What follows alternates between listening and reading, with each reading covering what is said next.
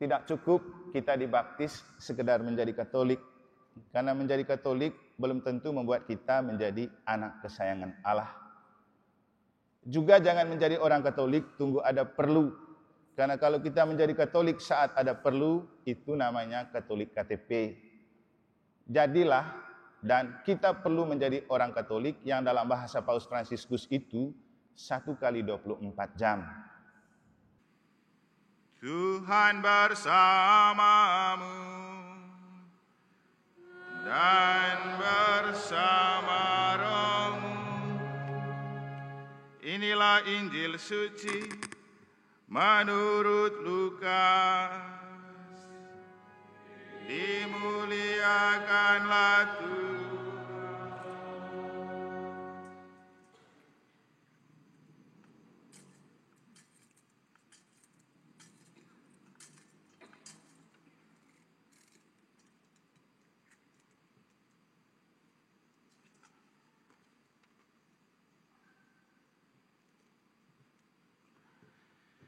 Ketika Yohanes tampil di Sungai Yordan, banyak orang menanti-nanti dan berharap, dan semuanya bertanya dalam hati tentang Yohanes, kalau-kalau ia adalah Mesias.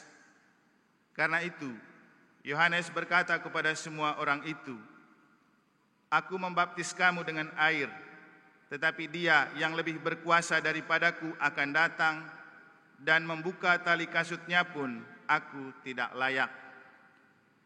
Ia akan membaptis kamu dengan Roh Kudus dan dengan api."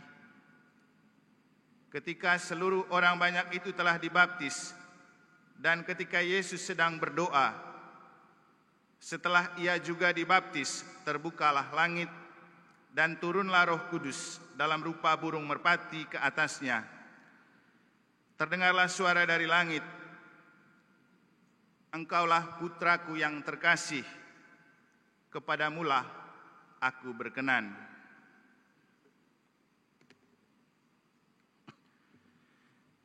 Demikianlah sabda Tuhan.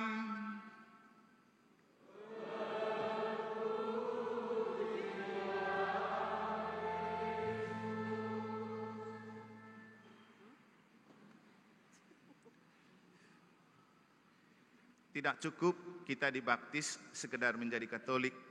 Karena menjadi Katolik belum tentu membuat kita menjadi anak kesayangan Allah. Juga jangan menjadi orang Katolik tunggu ada perlu. Karena kalau kita menjadi Katolik saat ada perlu, itu namanya Katolik KTP. Jadilah dan kita perlu menjadi orang Katolik yang dalam bahasa Paus Fransiskus itu 1 kali 24 jam. Frater, suster, Bapak Ibu Saudara-saudari, adik-adik dan anak-anak sekalian yang saya kasih dalam Tuhan, itulah inti dari permenungan yang akan saya ajak untuk kita renungkan, memaknai pesta pembaptisan Tuhan hari ini, juga untuk memaknai rahmat sakramen baptis yang telah kita terima. Pertama-tama, apa yang membuat kita menjadi anak kesayangan Allah? Menjadi Katolik? Tidak. Banyak orang Katolik KTP. Setelah dibaptis, status Katolik setelah itu hilang. Sehingga kita mendengar cerita dan berita ada Katolik napas. Tunggu Natal dan Paskah baru datang. Ada orang Katolik status, yang penting di KTP berstatus Katolik, setelah itu dia tidak tahu apa yang harus dibuat sebagai orang Katolik. Beberapa hari lalu saya didatangi oleh sebuah calon pasutri. Mereka ingin menikah. Lalu saya tanya, "Bapak punya anak lingkungan di mana?" Ya, pokoknya tidak pastilah. Terus kemudian, "Kapan mau menikah? Kalau bisa secepatnya Romo." "Kapan?" "Bulan Februari." Tapi semua Katolik ini belum. Satunya masih Muslim tapi mau jadi Katolik. Oh, kalau begitu ada dua pilihan.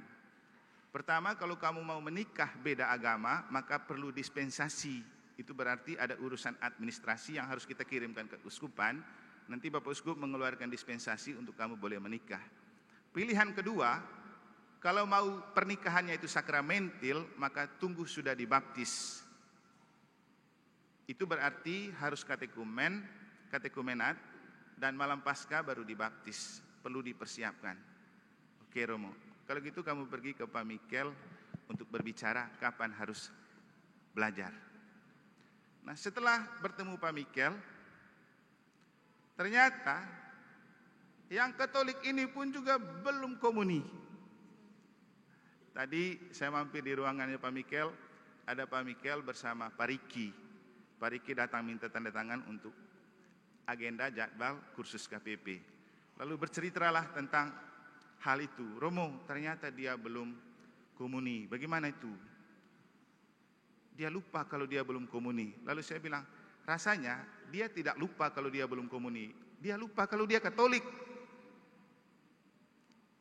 Karena kalau dia tidak lupa dia Katolik, pasti dia akan minta komuni. Tapi karena dia lupa dia Katolik, dia tidak tahu. Tunggu menikah baru dia sadar kalau belum komuni. Ini real Bapak Ibu, di Mataram terjadi ya. Dan saya yakin masih banyak umat yang seperti ini. Kalau ada perlu baru ke gereja. Tunggu ada perkawinan baru muncul mukanya. Atau kalau sakit dan mati baru ngaku Katolik. Hari-hari biasa hilang. Lalu dengan enak mengatakan, saya domba yang tersesat Romo. Padahal sendiri yang bikin. Atau tiba-tiba nanti kalau sudah mau menikah, datang ketua KBG atau ketua lingkungan, Romo ini domba yang tersesat. Padahal karena mau menikah, nanti kalau kita sudah nikahkan anaknya, itu permandikan cucunya, hilang lagi. Itu yang dimaksudkan dengan Katolik tunggu ada perlu. Kita perlu menjadi Katolik 1 kali 24 jam. Kenapa begitu Bapak Ibu? Karena begini, baptisan tidak membuat kita menjadi anak kesayangan Allah walaupun kita jadi orang Katolik. Yesus dalam Injil kita mendengar bukan karena dia dibaptis makanya dia dimaklumkan sebagai putra kesayangan Allah, tapi karena apa coba? Karena apa? Karena setelah dibaptis dia berdoa. Waktu dia berdoa, Roh Kudus datang dalam bentuk burung merpati, lalu terdengarlah suara dari awan yang mengatakan, inilah putra yang kukasihi, kepadanyalah hatiku berkenan. Jadi waktu dia berdoa, doalah yang membuat kita menjadi anak kesayangan Allah, bukan permandian.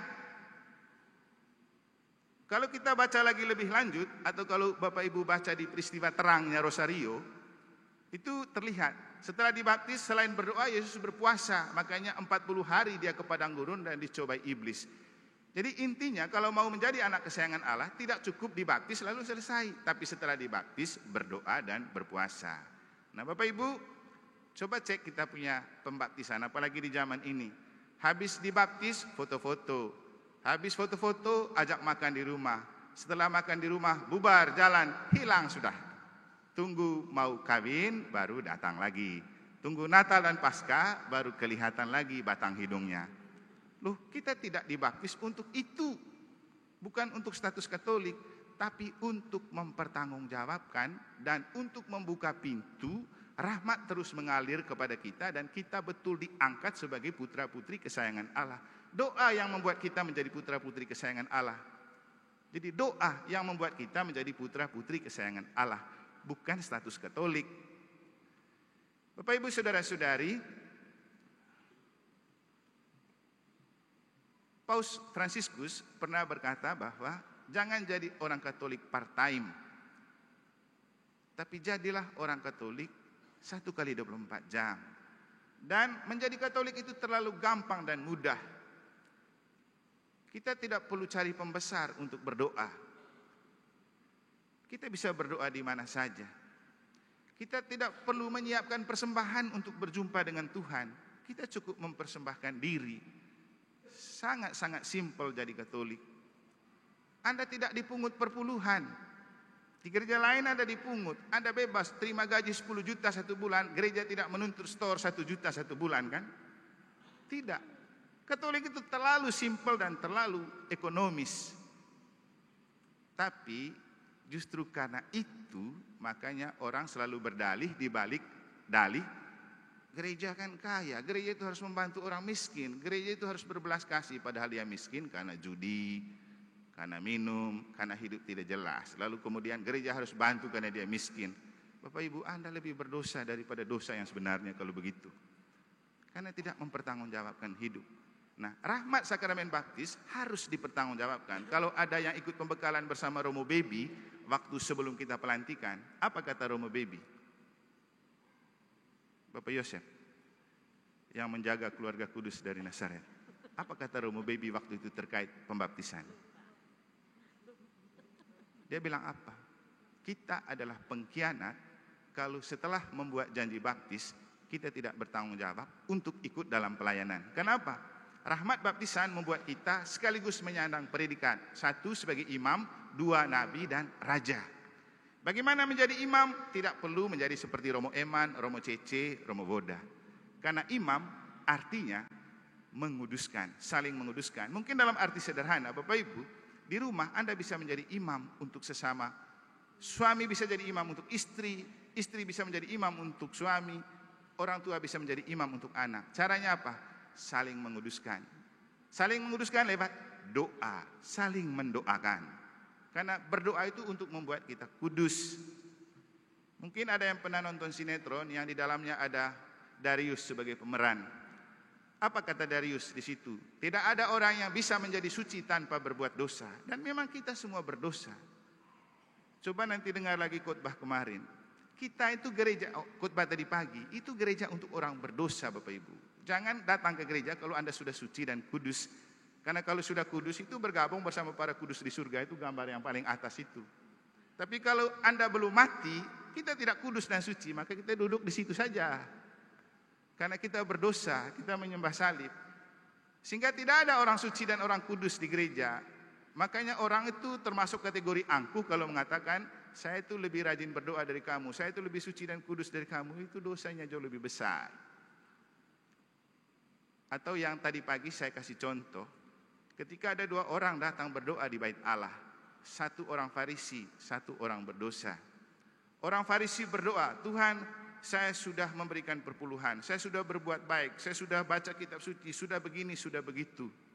Tidak seperti dia itu, malas, apa segala macam lah, berdosa.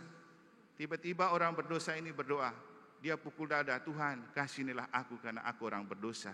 Lalu Yesus bilang apa? Mana yang diberkenan di hati Allah dan disayangi Allah? Orang yang datang berdoa dan mengatakan bahwa saya berdosa. Bapak Ibu, lebih penting itu datang misa dan doa karena merasa diri orang berdosa. Bukan untuk melihat orang lain berdosa, apalagi memberikan penilaian orang lain berdosa. Jung itu seorang filsuf dan seorang psikolog.